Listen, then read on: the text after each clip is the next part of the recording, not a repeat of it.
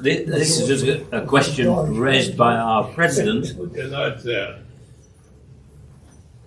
Please, I don't know how to pull the lights out. I'm not going to touch anything electronic around here apart from standing at arm's length and poking at this thing. But it arises a question our president asked when somehow or other he'd managed to do two wheels on his car, travelling from A to B.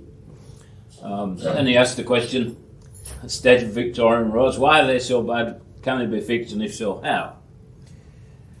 The short answer is because there's no single responsible organisation and there's not enough money. Now, for $10 a head, I'll shut up now and we can all go and do something else. But if you're not going to come through with the $10, I'll keep going for another 10 minutes. Hopefully. Forgetting the Romans, who built some fairly good roads 2,000 years ago,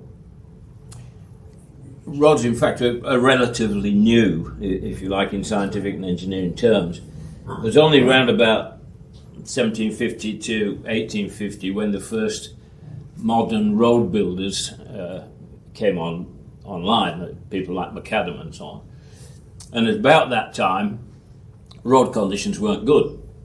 An ancestor of mine once walked from London back up to Yorkshire, 300 kilometres, in 10 days, which was 3 days faster than the stagecoach.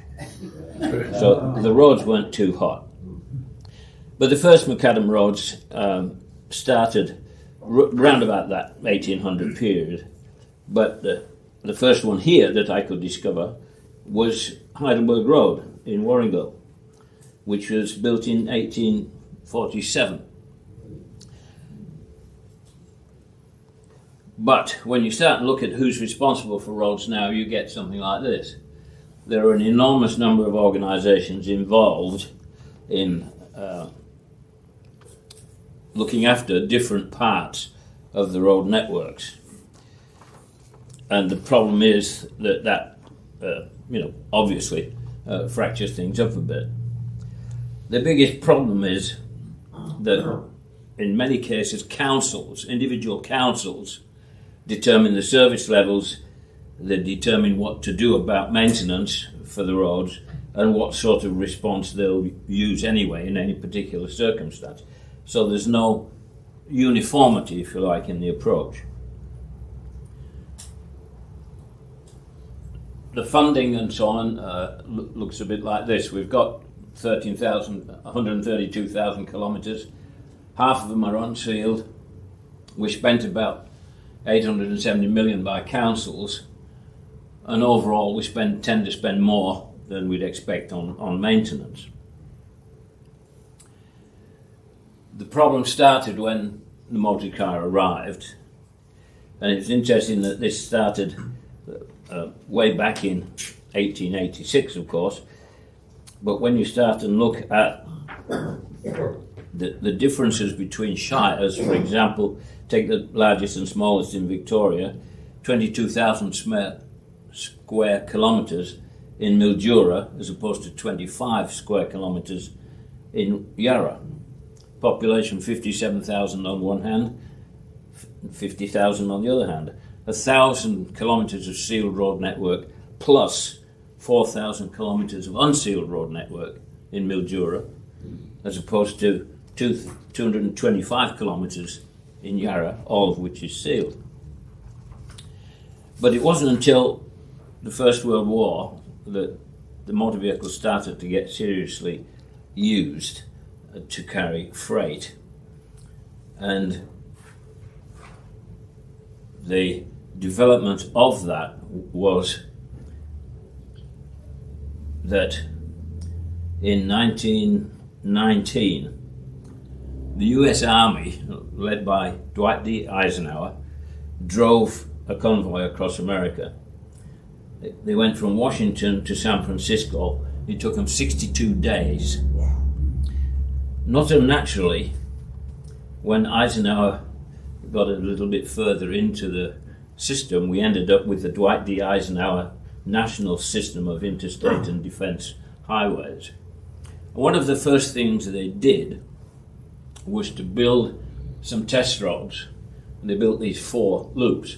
And the army, with his blessing no doubt, drove trucks round and round and round and round and round until the roads fell to pieces. And in the process, they developed a thing called the Pavement Serviceability Index, which is the opinion of a team of good men and true of the condition of the road at the time. There were no measures. There were no means of measuring road condition. It was purely the opinion of this panel of people. Australia rushed off and built a test road as well in Barcaldine, believe it or not, in about 1960. That had an entirely different history. It didn't have any controlled traffic or anything, and it didn't have the direct measures of condition. But what started to happen was that the people who did the Pavement Serviceability Index said, well, there are 3 main things that bother us. Ride quality, or roughness, and that obviously is a road that's failed when it's got a ride quality, as you can see there with the bumps on it. Or skid resistance, and that's just a close-up photograph of the texture of the road surface. Or whether it's cracking and breaking off, or whether it's rutting, as you can see under traffic. But all these things at that time were looked at by a panel of good men and true to give a serviceability rating for the road. And then you could say, well, that road is in worse condition than this road, therefore we'll spend the money there. The big developments were that people started to try and measure roughness. And this was actually in the 1930s here in this state. You can't see it very clearly, but there's a rod here passing through a little detector thing, and it's fixed to the front axle. So when it went over a bump and the car moved in relation to the axle, it measured the amount of the bump. And that gave an indication of roughness which was measurable as opposed to being the opinion of a driver. The next thing was somebody had the bright idea of saying, well, let's measure skid resistance. So they built a trailer, and you could actually lock that wheel, put the brakes on so hard that the wheel would lock, and measure the amount of force that it therefore needed to be dragged along the road. So it gave you a direct measure of the skid resistance. Oops. Don't know how I'll get rid of that.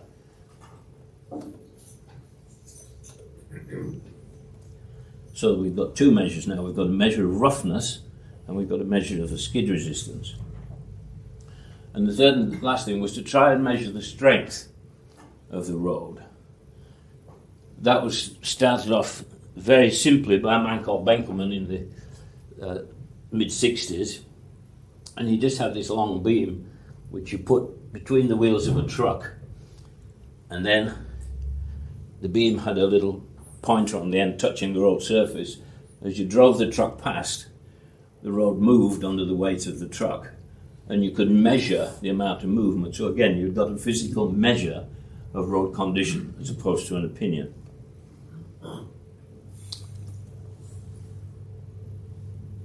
Australia, in fact, was one of the very first to start and put these technologies together, and eventually put it into this intelligent pavement assessment vehicle. This was starting in the late 60s and coming to fruition around about 1990, 2000, something like that, when this vehicle was available, and it would run round and give you a direct measure, physical measure of road condition, so that you were no longer in the situation of, Councillor A saying the road's in good condition and Councillor B saying no, it isn't, and so on and so forth. You would have an objective measure of condition, so that you could get from the equipment, you could get an automatic assessment of road condition under the different categories. And therefore you could start and look logically at how would you assess the funding needs and how you would spend the money to presumably aim towards some sort of uniform condition. Just as an aside, one of the things it didn't do much, of course, was worry about the other things on road condition, which is what is it like to drive on the road, and how you work that one out at 60 kilometres an hour, I don't know. You know you can't go both of those ways, but does that mean you can, or does it mean you can only do that if you want to knock a bicycle over or something? And you get things that say trams and bicycles accepted from the no entry sign, but down here you get a sign that says no entry and trams only. You know, what do you make of that lot? If your reading speed's good enough, hopefully you can sort it out before you get to the sign. But anyway, there is a solution, and Will Rogers said this back at the beginning of the century. We'll have business build the roads and government build the cars. So that's the end. And that, believe it or not, is in a town called Normanton in North Queensland. But it's the end of the road. Thank you, Mr. Chairman. John, you take a couple of questions? Yeah, sure. I was in America about 4 years ago, and it struck me driving through parts of Texas and going south through Louisiana that a lot of the freeways are made out of concrete. Yeah. But we don't seem to have that situation here in Australia, or certainly in Victoria. Not in Victoria. The state that's done the most is actually New South Wales, and they built a lot of the Hume Highway in concrete, and it's in extremely good condition. Its big problem is that its first cost is a lot higher, and its other problem is that it's a little bit intractable. If something does go wrong, it's very, very difficult to fix. Whereas with asphalt mechanically, you can just rip it up and put it down again, so to speak, fairly easily. But in terms of cost benefit, if you're building the Hume Highway in Victoria, would you build it out of concrete, or would you build it such as the way it's built at the moment? Well, I don't know what current costs and things are, so I can't really answer that question. I think there's certainly a very good argument for areas where one of the problems is that you can't get back to do maintenance, then go for concrete. Right. And you can put it down, it's down there for 50 years. But you need to be reasonably sure nobody's going to want to dig it up in that 50 years, otherwise you've got a real problem. It seems to last. It'll last, but you use it in situations where, for some reason or other, maintenance access is denied, or you can't afford to have the road go out of service for any period of time. Like bridge decks, for example. Yeah, thank you. What's the impact of floods on roads? Well,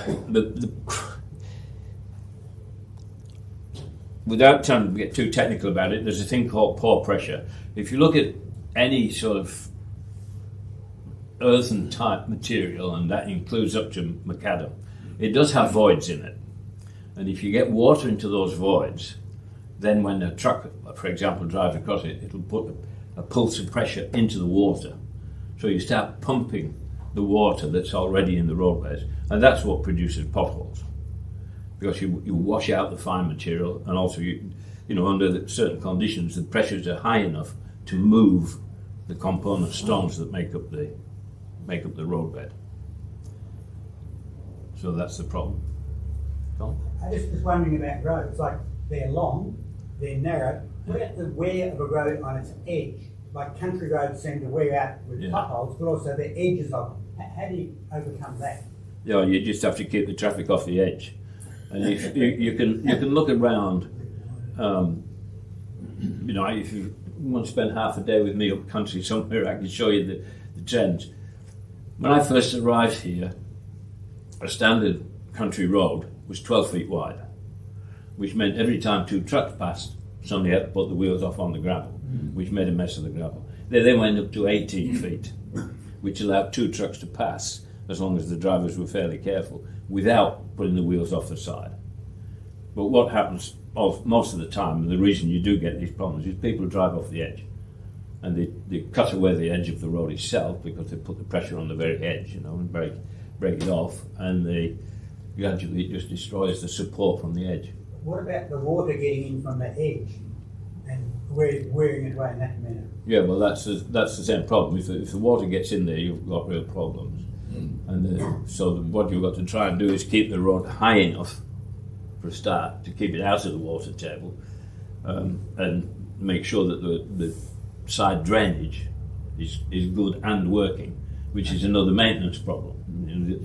You've got to stop the grass growing so that it gets in the way of the water runoff. So.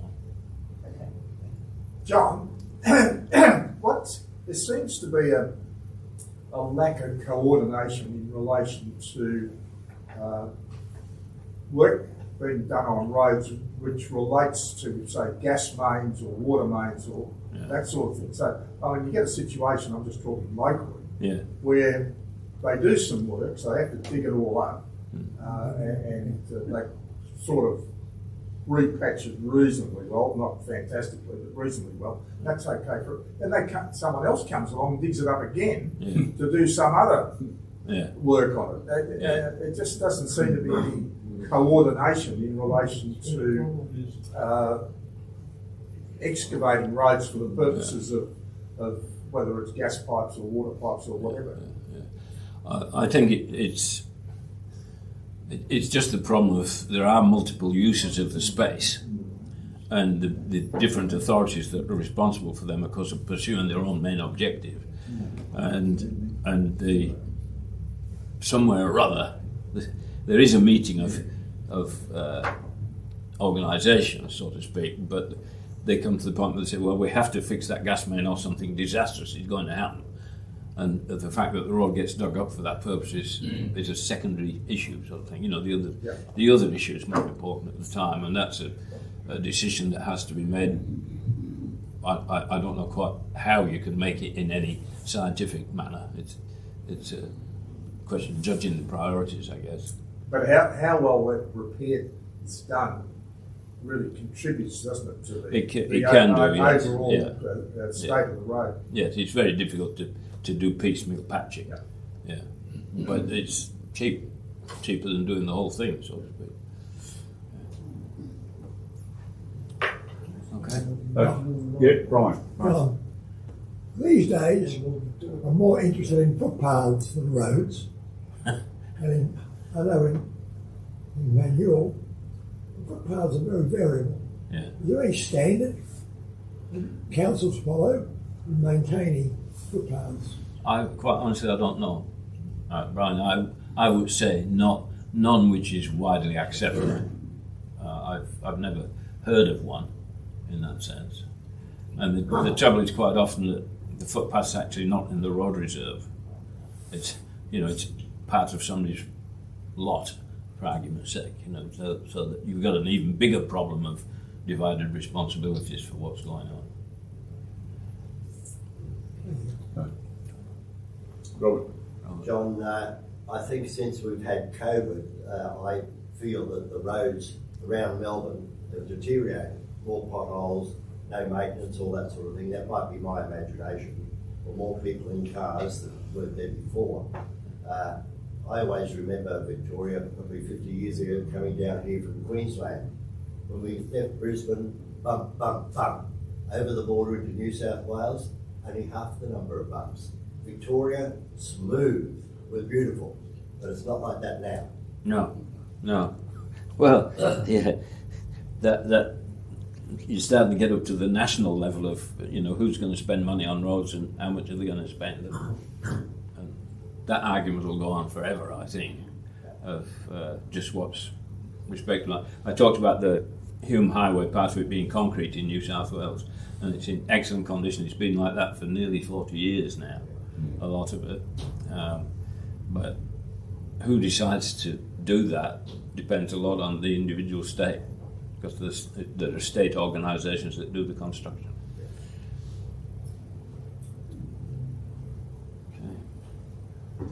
Okay, John. Thank you. Wonderful. Thanks very much.